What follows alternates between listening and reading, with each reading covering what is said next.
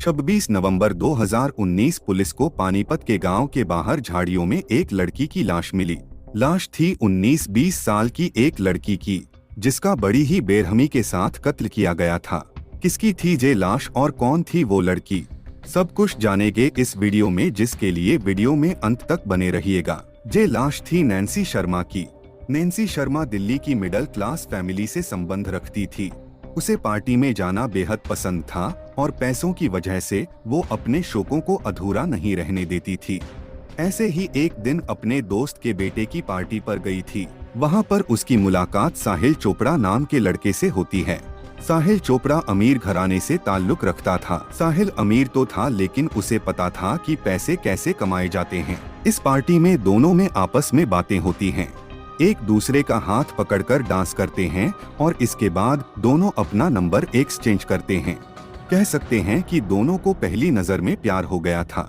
साहिल के बारे में नैन्सी ने अपने पिता को भी बताया था, लेकिन उस टाइम वो चुप रहा था। इसके बाद में नैन्सी के डैडी ने साहिल की इंक्वायरी करवाई, जिसमें पता चला कि साहिल एक नंबर का लफंगा और ब्यौरा लड़का है। बाद में इसी बात को लेकर नैन्सी और नैन्सी के पापा के बीच काफी झगड़ा हुआ, जिसके बाद नैन्सी ने अपना घर छोड़ दिया। उस समय नैन्सी 16 साल की थी। साहिल को पता था कि नैन्सी अभी 16 साल की है, तो शादी तो नहीं हो सकती। उसने नैन्सी को कहा कि अभी हम लिव इन में रहते हैं, जब शादी के लायक हो जाएंगे तब शादी कर लेंगे। दोनों दिल्ली में एक फ्लैट लेकर रहने लगे। साहिल ने अपने घर में बताया था कि वो आगे स्टडी करना चाहता है, इसलिए दिल्ली में ही रहेगा। नैन्सी घर से दूर होकर और भी ज्यादा आजाद हो गई थी। अब हर रोज पब जाना, दारू पीना और फन करना आम बात हो गई थी। और इसकी दूसरी वजह यह भी थी कि उसका सारा खर्चा साहिल उठा रहा था। अब नैन्सी और साहिल के बीच फिजिकल रिलेशन भी बनने शुरू हो गए थे। फिजिकल रिलेशन बनने के बाद नैन्सी का पूरा इमोशन साहिल के साथ था। 7 मार्च 2019 को दोनों ने शादी कर ली। नैन्सी ने अपनी शादी की फोटो अपने घर वालों को भी भेजी। इधर साहिल के घर वाले इन दोनों को देखकर शॉक हो जाते हैं, क्योंकि साहिल ने घर पर बताया था कि वो तो आगे पढ़ना चाहता है।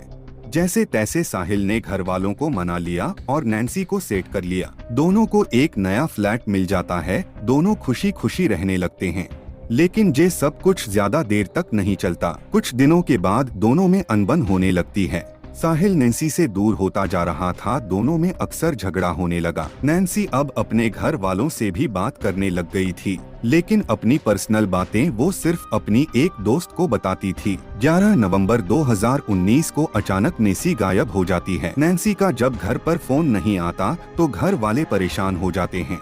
नैन्सी के घर वाले फोन करते हैं तो फोन स्विच ऑफ आता है। इसके बाद नैन्सी के पापा साहिल के फ्रेंड्स और साहिल से पूछताछ करता है, लेकिन नैन्सी का कुछ पता नहीं चल पाता। इसके बाद नैन्सी के एक फ्रेंड से पता चलता है कि नैन्सी और साहिल के बीच में झगड़ा चल रहा था। तब नैन्सी के पिता नैन्सी की गुमशुदगी की शिकायत दर्ज करवाते हैं। पुलिस को शुरुआत में पति साहिल बताता है कि दोनों में ऑफिस जाते समय झगड़ा हो गया था, जिस वजह से गुस्से में आकर साहिल ने नैन्सी को वहीं उतार दिया था। साहिल ने बताया कि नैन्सी दिल्ली में ही उतर गई थी, लेकिन जब पुलिस ने नैन्सी की फोन लोकेशन की जांच की तो पता चला कि उस दिन नैन्सी की लोकेशन पानीपत की आ रही थी। जब पुलिस ने साहिल की उस दिन की फोन लोकेशन की जांच की तो इसकी भी पानीपत आ रही थी। इस बात को मुद्दा बनाकर साहिल से सख्ती से पूछताछ की गई। आखिरकार साहिल टूट गया और उसने बता दिया कि उसने नैन्सी का कत्ल किया है और इसका कारण था नैन्सी के बेफिजूल के खर्च। और नैन्सी के कई आपत्तिजनक वीडियो भी थे जो साहिल ने देख लिए थे, जिस पर साहिल को इसके कैरेक्टर पर शक था।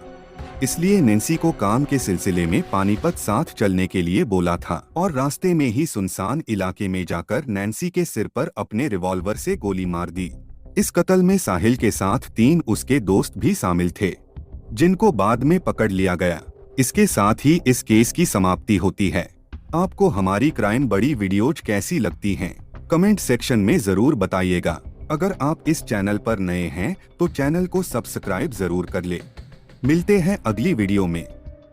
जय हिंद।